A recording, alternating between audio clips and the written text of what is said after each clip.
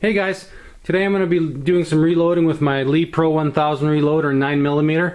I've had this press for several months. I've loaded about 500 rounds through it, and to be honest with you, I would never buy another one, and I would not recommend this to anyone else. Save your pennies, buy a Dillon or buy a Hornady lock and load. It'll get the job done, but it sure isn't a pleasant experience. I've been reloading for 30 years, and to be quite honest with you, this is the most aggravating machine I've ever used in my life. Some of it is just pure genius. Other parts of it, I'm sure my 5-year-old with his pencil crayons and Crayolas could do a better job designing. But anyway, enough negativity. I always try and be positive. We're going to load 9mm today. I've got 1,000 once-fired cases that I got from my friend Henry out in BC. Check out my Lee XR loader for his name and address. A great guy to deal with, highly recommended. $36 1,000 for cleaned and unsorted cases. I'm going to be using a 124 grain plated full metal jacket. Accurate number 7 to 1100 feet per second, which is pretty much not quite a max load, but it's covers most factory loads. And I'll be using CCI small pistol primers and Winchester small pistol primers. With this Lee priming system, do not use Federal primers. I can't state that enough.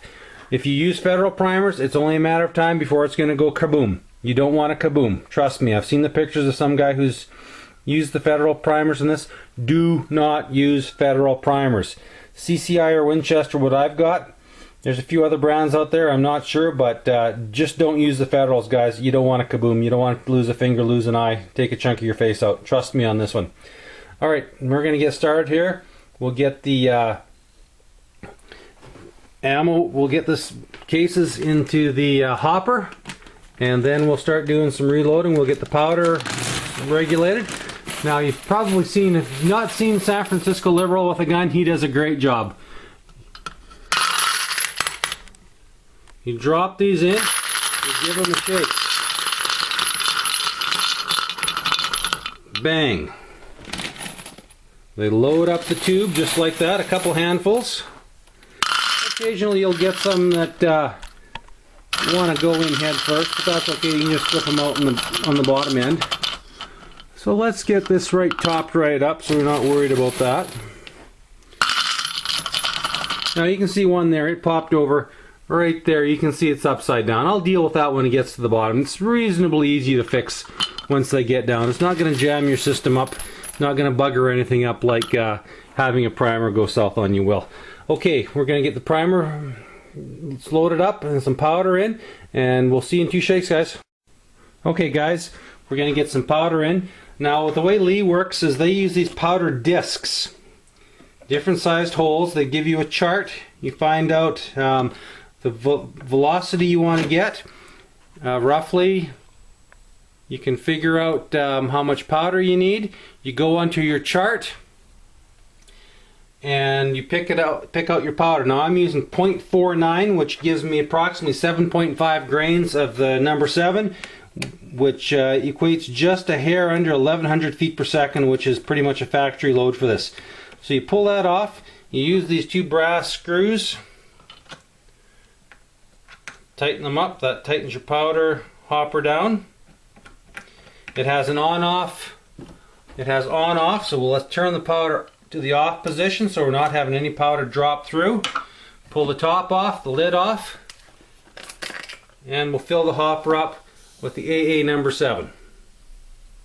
I found that this it's a super fine powder, so if you get a dump into the system of this, because the primers haven't worked properly, which happens most of the time with this gun, you're going to end up having a bit of a mess and a cleanup, which is pretty typical of this Lee press, which is a real shame. Alright, next we'll do the primers. Alright guys, like I said, the priming system is probably the most Mickey Mouse part of this whole press.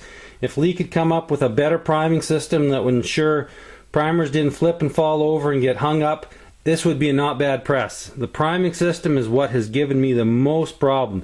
It has to be super clean, filled to capacity at all times, or you're going to get a failure. It's just that simple. Alright, so the first thing you need to do, we'll zoom the other way out, is we're going to, there we are, pull this off. Bang. We pulled that off. And you can't see it anymore. There we are. That's better. Now we've pulled that off. You open it up, which is in itself can be a bit of a nightmare. You got to get that hook out. Pop her open. I'm going to start out with 100 CCI small pistol primers right there. Flip it over, and why they've made it round is beyond me when most boxes are square. The new XCR primers are square, so it makes it a lot easier to get in. So, of course, we've already got one on the countertop. And let's pull that out. Bang. There's 100 primers there. Let's give it a shake. Want to make sure that all of your primers are flipped over. Don't put any more than 100 in, because if it's going to go kablooey, which I'm pretty sure, regardless of primers, it eventually will, you want to have no more than 100 going off at you.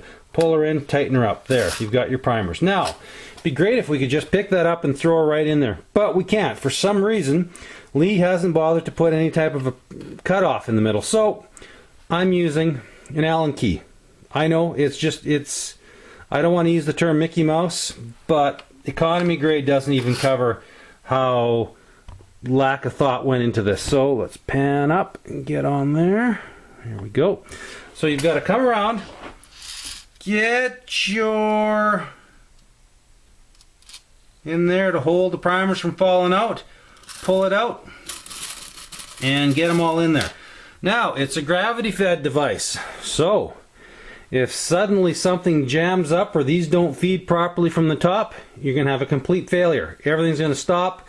You'll end up not having a properly primed case, going into the charging die, getting a charge full of superfine powder. That powder will fall through the primers and gum up your works.